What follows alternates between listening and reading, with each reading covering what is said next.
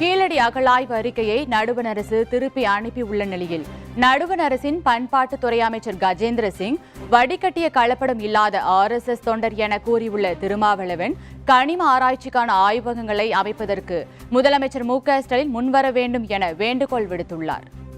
கீழடி ஆய்வு தொடர்பான அறிக்கையை திருப்பி அனுப்பியிருக்கிறது இந்திய ஒன்றிய அரசு, பாரதிய ஜனதா அரசு.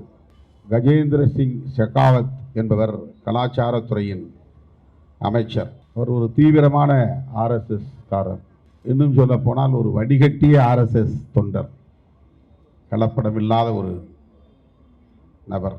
அவரிடத்தில் ஏதாவது பரிந்துரைக்கு போனால் வெளிப்படையாகவே நீங்கள் எங்கள் அரசை கடுமையாக விமர்சிக்கிறீர்கள், அப்புறம் என்ன பரிந்துரைக்கு வந்திருக்கிறீர்கள் என்று கேட்கக்கூடிய அளவுக்கு RSS சிந்தனையாளர் அவர். நாடாளுமன்ற உறுப்பினர்கள், மக்களின் பிரதிநிதிகள், மக்கள் சார்பிலே பரிந்துரை எடுத்து வருகிறார்கள் என்கிற ஒரு நாகரிகம் கூட அவரிடத்தில் இல்லை என்பதை கண்டு அதிர்ச்சி அடைந்திருக்கிறோம்.